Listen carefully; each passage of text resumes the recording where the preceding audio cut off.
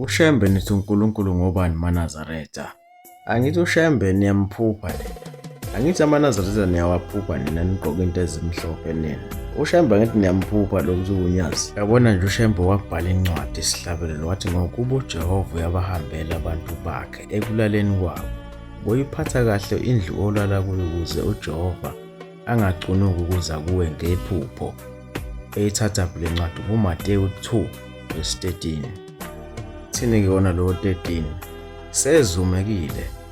Bheka ingelosi yenkosi yabonakala kuJosefa ngephupho ithi vuka uthabathe umntwana nonina ubalekele eGibhithe uhlale khona ngize ngikutshele ngokuba uHerodi uza kumfumana umntwana ukuba ambhubhise. uJosefa wayebaleka noJesu lasayingane uHerodi efuna ukumbulala. Ngakho babaleka baya lapha eGibhithe emzini okuthiwa iNazaretha khona. Kodwa uJehova ufika ngani kuJosefa ngephupho. Awumphupho uShembe na wena. uNkulunkulu wathi kuMose, bheka ngikwenzile ube njengoNkulunkulu kuFaro no-Aroni. Umfowenu uyakuba ngumprofethi wakho.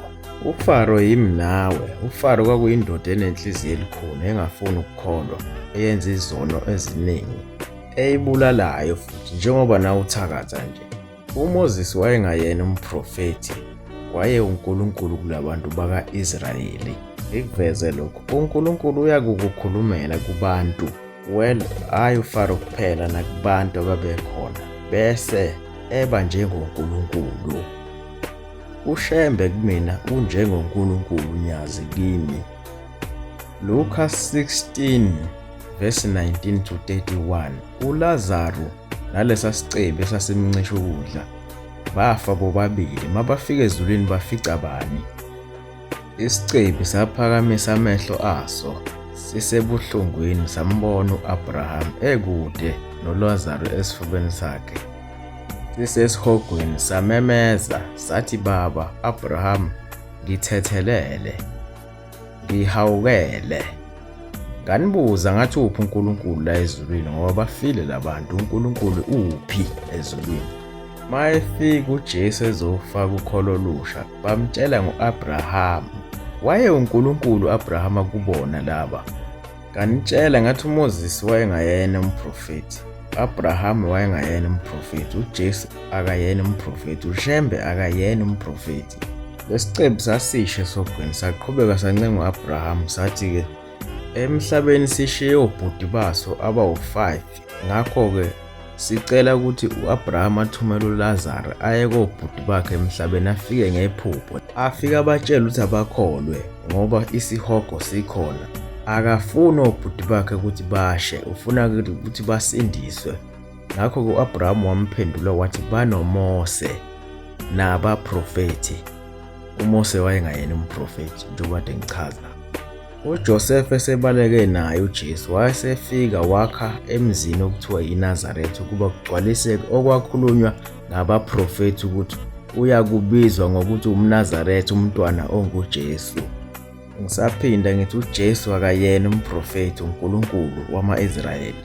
Nangumlandeli kaJesu uThomas, Nkosi yami, Nkulunkulu wami. Uthini yena uNkulunkulu? Ukuba ungibonile ukholiwe na, babusisiwe abakholwa bangabonanga. Uyaqhubeka uNkulunkulu. Mina noNkulunkulu sinto eyodwa. Nangomunye umlandeli kaJesu ongumNazaretha. Nkosi, sikhombise uyihlo kusanele. Sikhombise uNkulunkulu phela. Ngithi wena uthi indodana kaNkulunkulu kuphela. Sikhombise yena-ke manje sifuna ukumbona singaze sife. Hawu kaHlengo, isikhathi esingaka nginani? Awukangazi Philip na. Ngichazile ngathi ongibonile mina. Ubonile uNkulunkulu. Manje usho kanjani ukuthi sikhombise uNkulunkulu na? Ngihleli nani vele kumanje. Wathi eqeda nje kubatshela ukuthi yena noNkulunkulu into eyodwa, base bathatha amatshe semthama amaJuda afuna ukumgxoba ngamatshe. Wase yachaza eyidivende ukuthi cha, mina vele kahle kahle nguNkulunkulu, nginikhombise nini imisebenzi eminingi evela kuNkulunkulu. Manje uba nifuna ukungigxoba nje ngamatshe ningigxobelani ngoba vele mina noNkulunkulu sinto eyodwa. Base bamphendula bathi, asikukhandi ngenxa yemisebenzi omuhle, kepha ngenxa yokuhlambalaza ngokuba wena umuntu phaqa ofana nathi, kodwa ozenza uNkulunkulu. Iyo nje into sikutshela yona.